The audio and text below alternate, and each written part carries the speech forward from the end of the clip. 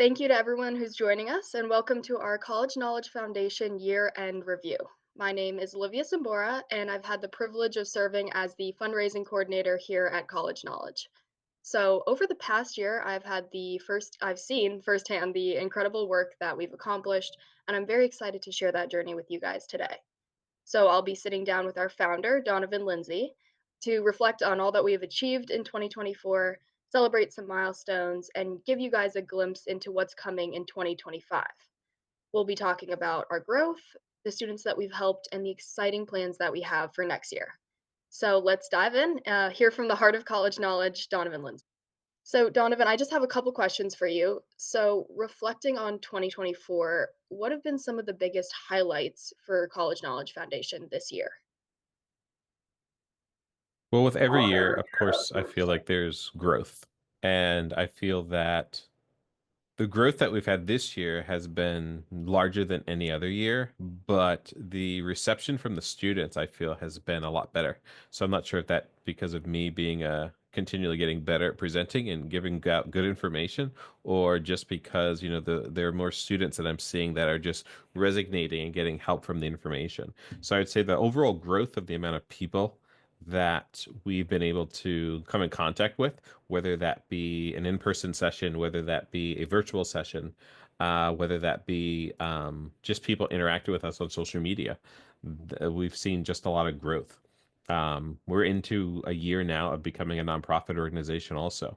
And that has changed the landscape of what we do because we've, as helping out with fundraising, that has been a huge push. And being able to get our first grant also, that's for me, that was like becoming a nonprofit. When are you going to get a grant? And we finally got one, thanks to you and your research. So I think that those two areas of just the overall growth as it relates to the students that we've seen, because we almost hit about 2,000 students, in addition to getting our first grant and continually applying for some, being able to help even more students as we move forward, has been probably the some of the biggest highlights for me, at least, that where in areas we've grown. Nice, nice. So you just talked about, the kind of changing landscape after our first grant has been approved, which I know has been very rewarding for me as well. What's something that you have seen change in the students and families we've been able to help this year in terms of numbers that we've been able to help? So the numbers have definitely increased, and I feel that as time goes on, there's just different types of questions people are asking. I mean, with anything, the landscape of anything changes. With college admissions, that's no different. But I feel that I have been able to recognize where when I've been doing in-person sessions where we aren't covering information that people are often asking, and then being able to pivot and then, add that to our presentation so that I feel like my presentations now are more engaging than it was when I had the idea for college knowledge, almost 4 years ago, and then starting to do presentations maybe 6 months after that. Like the content that we have now is definitely more refined, which Mhm. creates a better and more engaging experience for all of the students and then the families that we're helping. Awesome. Is there anything unexpected this year that kind of made a positive impact on the organization? Um, I can't say unexpected. I would say because we've received thank you letters in the past from students. This year we received more than any other year, and just some of the things that the students are saying as to how we kind of either opened up their eyes or opened up their mind to what's possible, but also had so many students this year talk about how they weren't even thinking about going to college because they didn't think that that was a possibility for them. But then to see countless letters of students basically talking about how listening to me blabble for about 45 minutes, they're now like, wow, maybe this is a possibility for me. Mm. There was an Instagram, something we posted on Instagram a few months ago, and it was a reel of me talking about some information about college. And one of the comments from a student on there was, because of this guy, I got into my dream school. So, like, Wow. those types of things for me, I'm like, that that's a huge area of growth, I feel, because we're that I can't say it wasn't happening before, but it's happening a lot more now.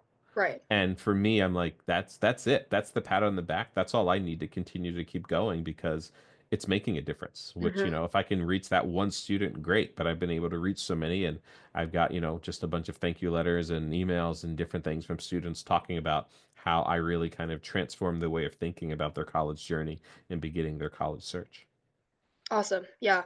I feel like we as an organization have grown from not just helping people have an easier time applying to college, but actually changing their mindset and how they think about college. And Yeah. to me, that's hugely rewarding. Yeah, So, it's stressful. It's stressful for a lot of students. And, that was my motivator for starting it. And looking back, literally now, almost 4 years ago, when I had the idea to, this year, almost talking in front of in person, almost 2,000 students. mm, It's crazy to think about how we got to where we are now and the team that we have and how much people are so invested in what we're doing, but they see the results too when I'm sharing what I'm hearing and what I'm seeing from the students and their families. awesome. Well, let's talk about some of those results. So, we've had a pretty big year. So, can you share with us some key milestones that we've hit as an organization? I would say one has definitely been creating kind of a database, and then when it comes to grants, having become a nonprofit has been huge. We've been able to connect with more other nonprofit organizations over the last year more than we have in previous years. Which all it's all a domino effect. You connect with one and you do a good job, and then that word keeps spreading. Those dominoes keep falling. So when it comes to just the connections that we've made over the last year, I think I that has been extremely positive, and I think that the team that I have now for college knowledge is very different than the team that I've had in the past, like the last couple of years, because Right. whether it's people who are volunteering their time, who are working professionally, or students like yourself who've been interning, we've Hmm. not had nearly as many people leave the team. Usually after a semester or so an internship is done, they're gone. But well, recently it's been more so students are staying um, 2 semesters, 3 semesters after their internship, 2 years after their internship technically would have ended the first time. So it's like they're also seeing and getting a lot of they're seeing how rewarding it is just from what the impact of what they're doing in the different areas that they're helping the team. But also for me, it's less that I have to train people and kind of they just know it, they get it, and then they're able to help new people coming in. Exactly. I know you participating on some of our meetings when it came to the marketing team recently, and then there's new people coming onto the team that you'll be able to help and kind of show them the ropes and those types of things and our branding and just the messaging that we put out there. So I think the team overall is why we've been able to be so much more successful. 100% agree. So, part of that success story started actually this year as of Giving Tuesday. So, I was wondering if you could talk a bit about our success of Giving Tuesday and then share how those funds are going to be used this coming year. Yeah, so Giving Tuesday happens at the or the Tuesday after Thanksgiving each year. And I had always heard about Giving Tuesday, but now having, running a nonprofit organization, I was like, I need to look more into this and how could this benefit us? It was a little bit daunting seeing how these major organizations who've been around for so many years, how much money they raise. And I was like, all right, how do we do this? How do we get people to, think about us um, during that week following or leading up to Giving Tuesday. So, I got together with various different teams, mini teams within our college knowledge team, and just Mhm. talked about kind of a game plan and developing a game plan, getting some feedback, and then we had a goal of trying to achieve $1,000 for Giving Tuesday for our first big fundraising event, and literally just trying to get 200 people to donate $500. And I was Mhm. like, if we can do that, then, we'll get there and that'll be good. We surpassed our goal by almost 200%, which was amazing. To about, I think we're right now about 2,800 or so from the link that we had sent out specifically on Giving Tuesday. So we had people donate days leading up to it and then days after, which has been amazing. But for us, when it comes to just operating, our Zoom account, where we helps, where we were. our Zoom account where we're able to connect with the students, our Mhm. website where people can sign up for our sessions, our social media platforms when it comes to marketing, our sessions and our events, and so many different things. I mean, all the money first goes to just letting us being able to operate. But then once we kind of cover our operational costs, the goal is to then how do we help these students monetarily, because one of our target populations is low income students looking to go to Right. college. So how can we help them pay for an application fee or an acceptance fee or potentially travel to a school that they normally wouldn't have been able to travel to? In addition to, long term, we'd love to be able to provide help students pay for books and help them with scholarships and just tuition and things like that. So long term, all the money that we're getting, we're putting back into the business. Mhm. We're trying to give to the students and their families who need it the most. Because again, I've talked with so many students who don't think college is a possibility for them, and then they listen to me talk about all the financial aid opportunities that are out there. They're like, "Oh, okay, maybe that's something that," but they don't have that yet. So us being able to kind of help them get to that stage at least, well, whether it being helping them apply to a school or going to visitor school, then they get the financial aid that can almost cover their entire tuition, depending on how diligent the students are applying to different things. So the when it comes to the money that we're receiving, every dime that we receive, it goes back into the business and goes back into really trying to help the students that come to us for help. Absolutely. So, part of our monetary success this year has allowed us to expand our target audience to new people, foster youth, veterans, and adult learners specifically. So, can you talk a bit about how our mission has changed to encompass those new groups? Sure. So, starting college knowledge, I had the idea because a lot of my recruiting population that I focused on recruiting when I worked as an assistant director of admissions at Penn State was low income students, minority students, and first generation students. Hmm. After getting involved locally in so many different community organizations, there are so many different areas that I found that there's just as much, if not even more of a need for people wanting to go back to school who, at first went to college, maybe did a semester or two and just never Right. finished.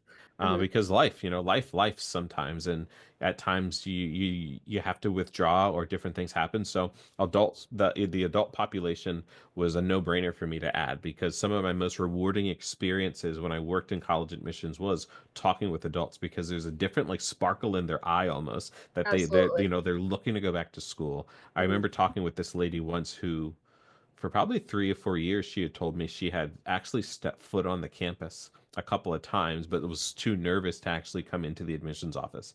But Really? she was, I want to say, in her 40s or 50s and really wanted to go back to school but just didn't, didn't she just thought for her it just wasn't going to work. Like it was a too Right. daunting of a process. Right. So she was in my office when she finally worked up the courage to come in, and we were in my office talking for probably 2.5 hours. And Wow. she was like, "I've never been more motivated and inspired than I am right now, because I feel like I can do this after talking with you." And I'm like, "The only thing in your way is you."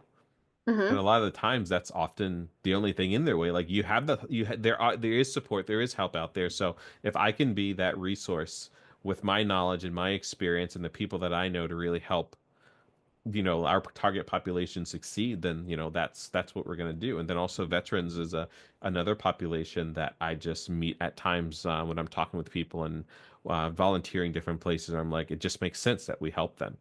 And then also foster youth, because a lot of the times those are students that can go to college almost for free. The government will take care of their tuition bill because they are foster youth. So those are just different areas where I'm like, there's not a lot of information out there and direction for those people in those populations, um, as there is for the traditional student coming out of high school, where they're talking to their high school counselor and those types of things, where it's just kind of all over the place. Where I'm trying to kind of put it in a capsule and be like, just come here, like we've Yeah. got the information, Yep. just utilize what we're giving you.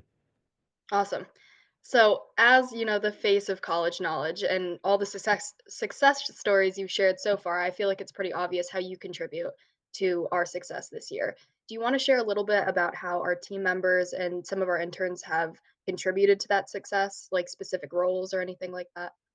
Sure. So I am someone who is, I think I am at least, I'm very self-aware. So I am Mhm, aware of where I am, where my strengths are, and I am also aware of where my weaknesses are.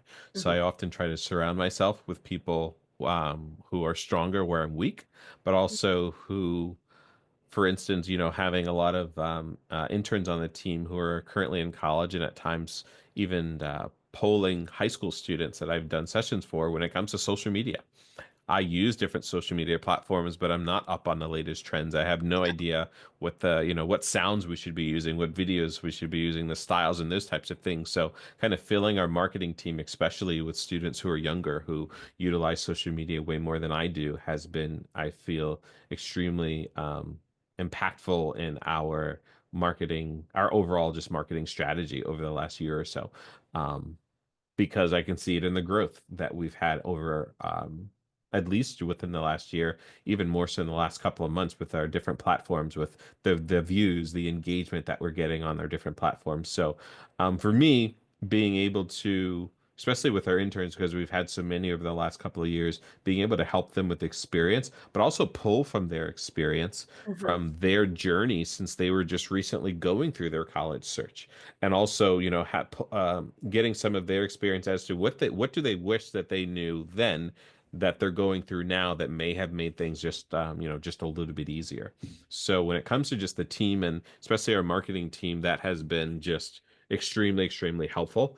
And then becoming a nonprofit, I also had many people doing grant research as a mhm, short project where I'm like, I don't like to do research.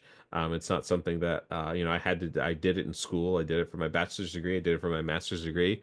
I've got those, and I'm like, if I don't have to do a lot of research, I don't want to. But again, when you're me being someone who's self-aware, I know that about myself. I know if I start it, I'm probably not going to finish it. And I mhm. remember listening to someone over the last couple of months that talked about it's hard for us to believe that there are people that like to do things that we don't like to do because we don't like to do them. Yep. I've got people on the team that like to research and do things with data, and again, that's not me, but they like to do that. So, I try to surround myself with people so that, I complement them and they complement me in different areas where each other is stronger or weaker.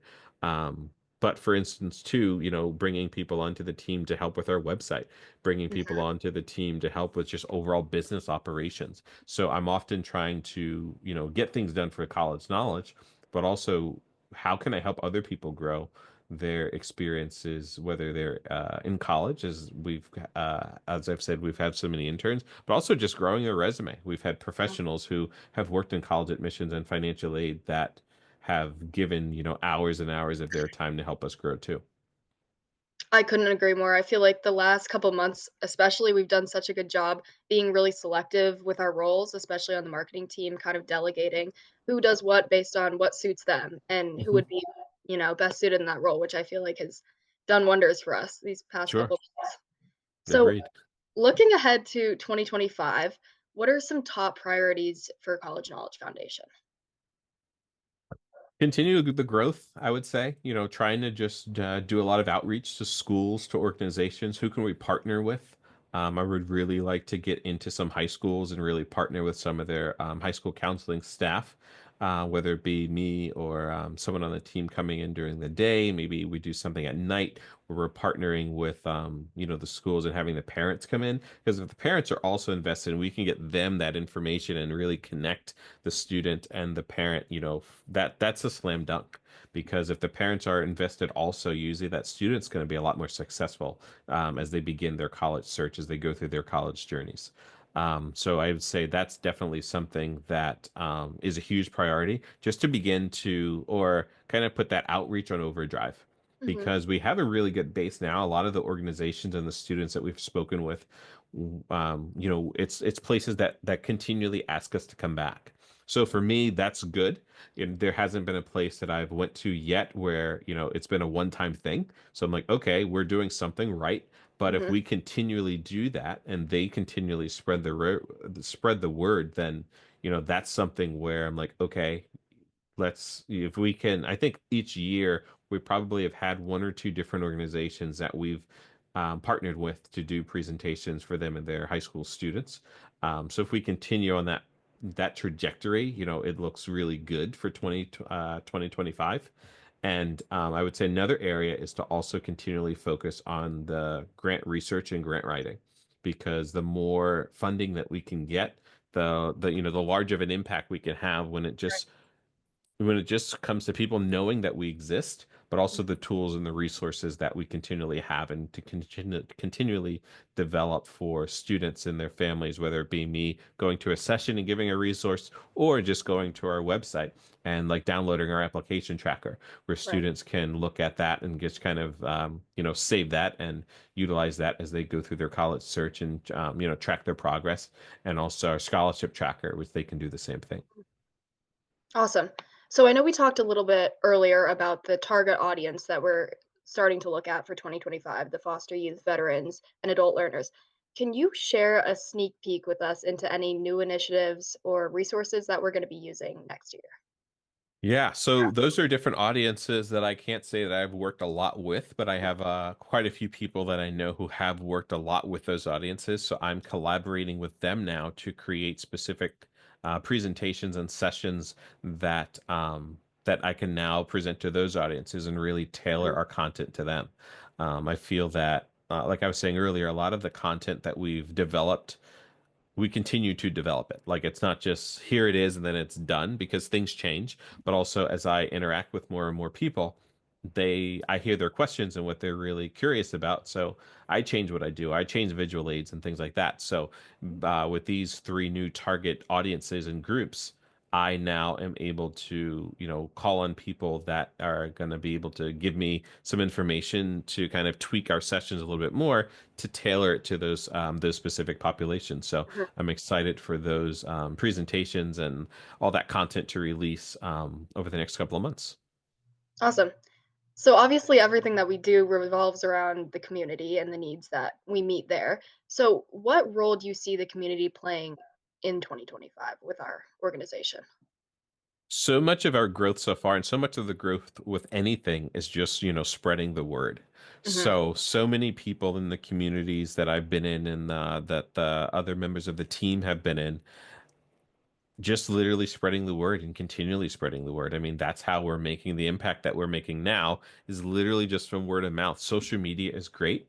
That's a way to just get things out there organically, but intentionally having that point of reference, it's so much better when you can have someone saying, I've utilized this service, or I know this person or this person, I know what they're going to do for your students. So for us, that's it, just the community Absolutely. knowing what we're doing, knowing what we're about, knowing the types of things that we offer, and just directing people to us. Once Mhm. someone gets to me, I'll take it from there. But for the community and the people listening and watching, for them, it's just letting people know that we exist in all reality. So obviously word of mouth is hugely important in the business that we are in. So are there any plans to expand partnerships with schools or other organizations in the coming year?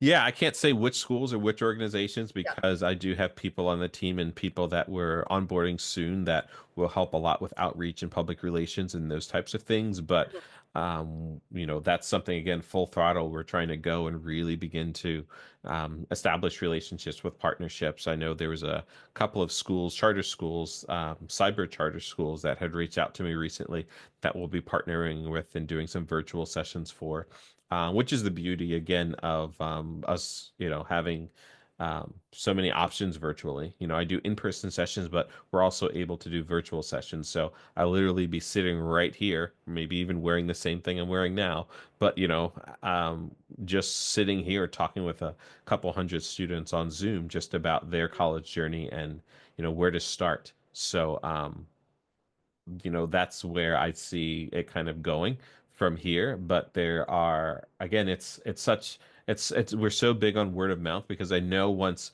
I do that session, and then the floodgates will kind of open, where it's like they've got so many other those students telling their parents about it. You've got Mhm. those schools then telling other schools. So I'm really excited for the different partnerships that we've developed and continue to develop over the next couple of years.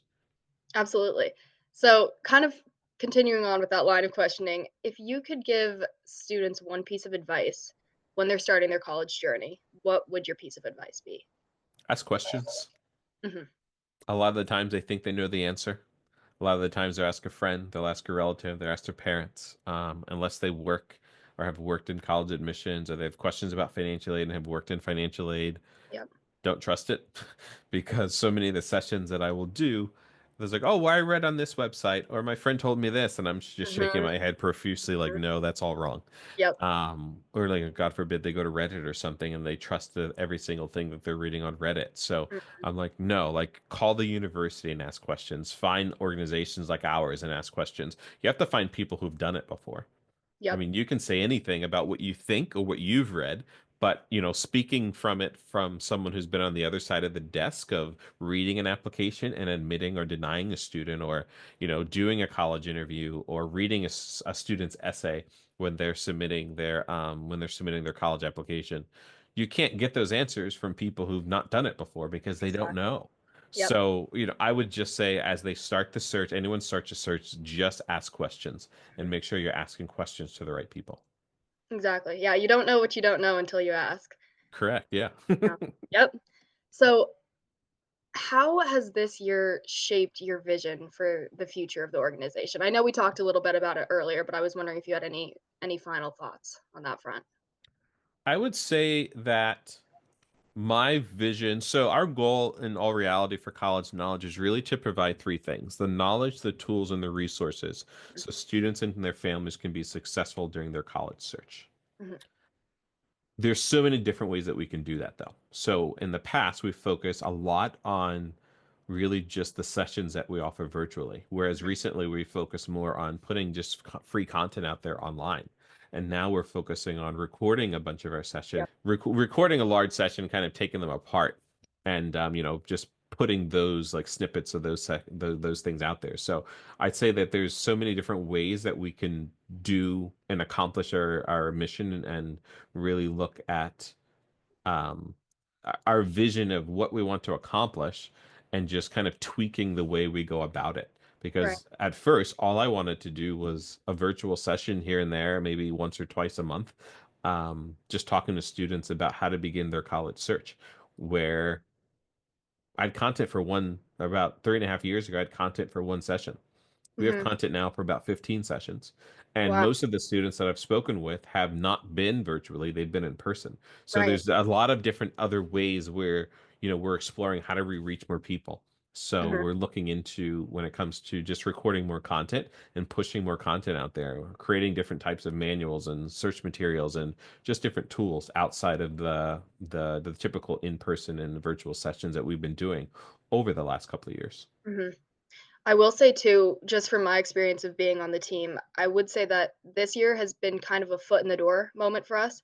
We've really been able to establish ourselves as a real foundation, that has money coming in and has a population that they reach out to and all that. So I feel like this next year is going to be an expansion for us to expand on the things that we do well with Yeah. new like innovative ideas. So that's going And to be really having become a foundation, I feel like this past year we really basically like almost like built and kind of strengthened the foundation to do exactly what you're saying now. absolutely. Yep. So we've talked a lot about the foundation this session. I want to look at your personal reflection right now. I want to ask you, what lessons have you learned as a leader in 2024? Ooh, that's a good question. Um, Slow down. Hmm. My mind is always going like a million miles a minute. And at times I have to slow down because in my mind, I am, 5 years ahead with this, where I'm like, Right. no, we're not there yet. We're not opening up our first college knowledge center right now. First, we need to first, fundraise, and we just got $2,800. So, kind of just taking things a little bit slower, but also, kind of I'll text people on the team when I've got an idea to kind of just flush it out before I may bring it to the larger team where we Yep. kind of get into a larger discussion on it, just to see like, am I kind of off base here? Yeah. Based off of some of the more senior members on the team, do they think this is kind of something we should be focusing on now? But also at times just kind of shifting priorities as different Yep. things change. Like for instance, our sessions we've offered at a very low cost Hmm. because of one of our audiences, target audiences, is low income students. Hmm. Whereas based off of this year alone with our fundraising, we can pay for our own Zoom account, Mhm. which is a few $100s a year. You know, we Right. can pay for all these things because of the donations. So made the decision to just make all of our group sessions that we post on our website completely free. So, you know, just Yeah. looking at different things like that where I'm like, does this really make sense? So I'm constantly assessing, constantly evaluating, but also, you know, just trying to slow down and kind of enjoy what's going on because there are so many things that are going on in many different areas Mhm. of the business.